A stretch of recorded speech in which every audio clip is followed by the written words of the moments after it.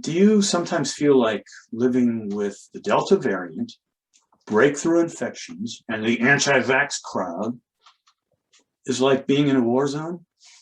I do. You think old war stories can teach us anything useful? I don't know. But I can offer some glimpses of fear, superstition, and foolish bravado from a real war zone 50 years ago. Then I'll let you decide whether there's any moral to my story.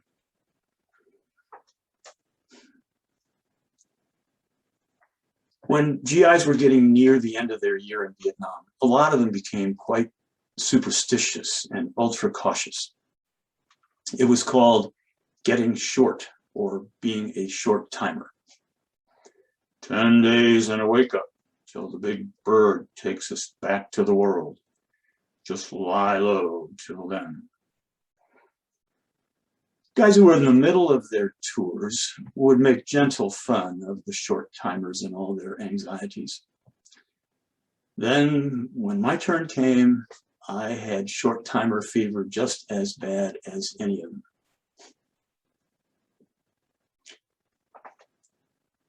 When I arrived in Vietnam, of course, I was frightened. I had been watching the war on TV, and I knew it was bad.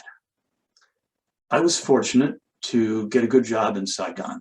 We were called rear echelon motherfuckers, REMFs. There were a lot of jokes about REMFs, and rightly so.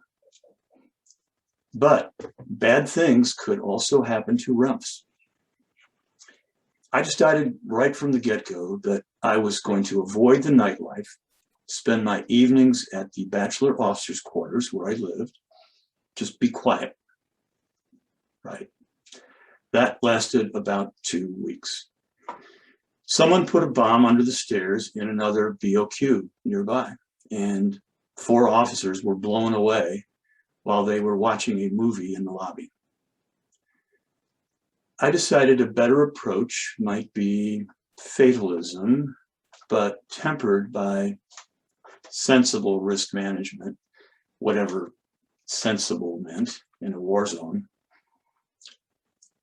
It did make sense, I figured out, to stay surrounded by Vietnamese civilians whenever I could, because Victor Charlie wasn't going to take out a dozen of them just to get 1 or 2 GIs.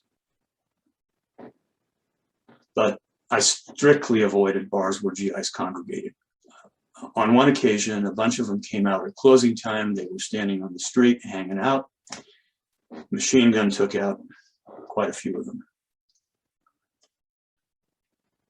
As the year wore on, I became more careless. Indeed, once in a while, even maybe a little reckless. I don't know whether it was peer pressure or maybe just feeling that if my number was up, my number was up. But I was out on the town 3 or 4 nights a week. And on my afternoons off, I was out in the neighborhoods shooting photos.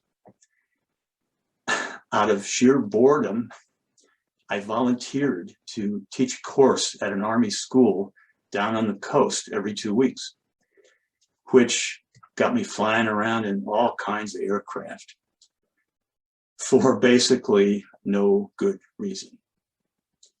I do have to say, however, that it was a lot more fun than reading novels at the Post Library. Probably the stupidest thing we ever did was to take Jeeps downtown and pay some kid to watch them while we ate in a restaurant. Did we really think that this would prevent those Jeeps from being booby-trapped?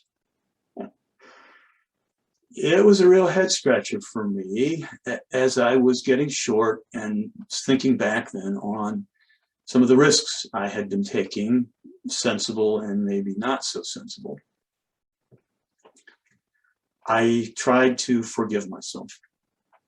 It was in the past, and I got lucky. Some guys were so paranoid toward the end of their tours that they actually imagined that their plane to the States might be shot down by small arms fire as it was taking off from Tonsanut Air Base. Was I ever that crazy?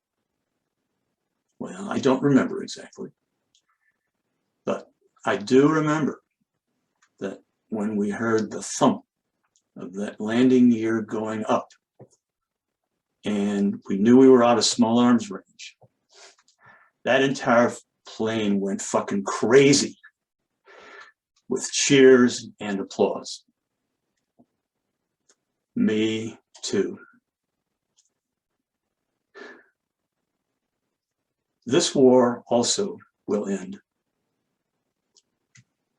I'm going to be as careful as I can under the circumstances and hang in there for that herd immunity that we have been promised.